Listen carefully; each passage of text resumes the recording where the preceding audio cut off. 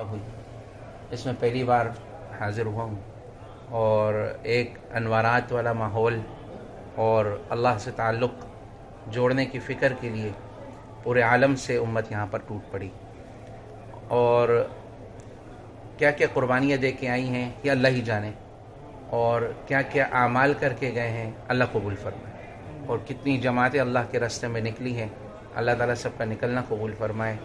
اور اللہ تعالیٰ حضور صلی اللہ علیہ وسلم کی امت میں اتفاق اتحاد نصیب فرمائے۔ اور اس محنت کو کریں گے تو پورے عالم کے دروازے کھلیں گے، اور اس محنت کو کریں گے تو اسلام کا بول بالا بھی ہوگا، اور سب سے بڑا جو اس میں پیغام ہے جو حضرت مولانا ابراہیم دیولہ صاحب اطال اللہ عمرہ نے فرمایا، وَرِضْوَانٌ مِّنَ اللَّهِ أَكْبَرُ، اللہ راضی ہو جائے، اللہ سے تعلق بن جائے، یہ سب سے اہم چیز ہے۔ یہ ساری جدوجہد، یہ اجتماعات، یہ بیانات، یہ تشکیلیں، یہ ذکر کی مجالس، یہ نقل و حرکت، مقصود کیا ہے کہ ہم سے ہمارا اللہ راضی ہو جائے، اور جب اللہ راضی ہو جائیں گے تو خیر کے دروازے کھل جائیں گے، شر کے بند ہو جائیں گے، اور اعمال اچھے ہونے لگ جائیں گے تو اللہ کی طرف سے بھی ہدایت کے فیصلے ہو جائیں گے۔ تو پہلی بار بنگلہ دیش آیا، چیزیں یہاں دیکھیں، دل بہت باغ ہوا، اور اس دعا کے ساتھ اللہ تعالیٰ اس قافلے کو آباد رکھے، عافیت میں رکھے، اور تا قیامت اس عمل کو جاری و ساری رکھے۔ آخری سوال یہ ہے کہ آپ کو تو پتہ ہے کہ ہمارے اجتماع اس ہفتے پہلے 2 حصوں میں ہوتے ہیں۔ پہلے حصے میں ہم جو شورائے نظام والے علماء کے ماتحت ہوتی ہے، اور دوسرے جو ہمارے منعزل ہو گئے ہم سے یا تبلیغی کام سے، جو مولانا سعد صاحب نظام الدین والے، تو آپ ان میں کیوں نہیں شرکت کی، ان میں کیوں شرکت کی، اس میں آپ نے کیا وضاحت ہے؟ میرے کام تو وہ ہے جو بڑوں کی ترتیب سے، اور دعوت کا کام جو ہے یہ تو ماننے کا ہے، اور منمانی کا نہیں ہے، ماننے کا ہے، منمانی کا نہیں ہے، اور ہم سارے بس اس کام سے جڑ گئے۔ منمانی میں تو گھر بھی نہیں جڑتے، گھر بھی نہیں آباد ہوتا ہے، چاہے جائے کہ ملک آباد ہوں،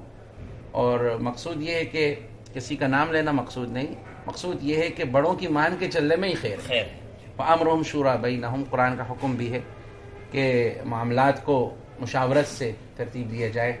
بڑوں کے ماننے میں بڑوں کی ترتیب ہے، اور اس ترتیب پہ چلیں گے۔ ایسے تو پھر ہر کسی کی 1.5 انچ کی مسجد بن جائے گی،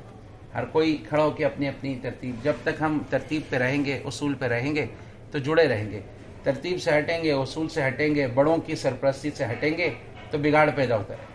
اور یہ ابھی نہیں تو آگے جا کے اور بڑا بگاڑ پیدا ہوگا، اور زیادہ بگاڑ پیدا ہوگا۔ تو مقصود اس میں یہ ہے کہ بڑوں کی مان کے چلنے میں، اور مشورے کے تابع ہو کے چلنے میں، اور اسی طریقے سے جو حضرات کی مولانا الیاس صاحب رحمۃ اللہ علیہ کی محنت تھی، حضرت جی مولانا انعام الحسن رحمۃ اللہ علیہ کی محنت تھی، اسی طریقے موجودہ دور میں مولانا ابراہیم دیولہ صاحب، مولانا احمد لاڈ صاحب، اسی طریقے سے ہمارے پاکستان کے، ہند و پاک کے علماء، پورے عالم کی شورا، تو ان حضرات کے جو مشوروں میں اللہ نے خیر رکھی، عافیت رکھی، امت کے لیے خیر کے دروازے، تو انشاءاللہ اسی پہ چلیں گے، اسی پہ گامزن رہیں گے تو ہم لوگ دنیا میں بھی فلاح پائیں گے، آخرت میں بھی فلاح پائیں گے، اور اسی سے خیر کی ہوائیں پھیلیں گی۔ اللہ رب العزت امت میں جوڑ پیدا فرمائے، اور ہمیں مل کر اس کام کو پورے عالم میں لے کے چلنے کی توفیق عطا فرمائے۔ پہلے ہی امت ٹوٹی ہوئی ہے، مزید ٹوٹیں گے، مزید بکھریں گے، ٹکڑے ٹکڑے ہو جائیں گے، ابھی امت کا شیرازہ بکھرا ہوا ہے۔ اللہ تعالیٰ امت میں جوڑ پیدا فرما دے، اور مل کر اس کام کو کریں، ایمان کی محنت کو، ایمان کی دعوت کو، ایمان کی حفاظت کو لے کے چلیں۔ اللہ ہمیں اور ہماری نسلوں کو اس کام کے لیے قبول فرمائے۔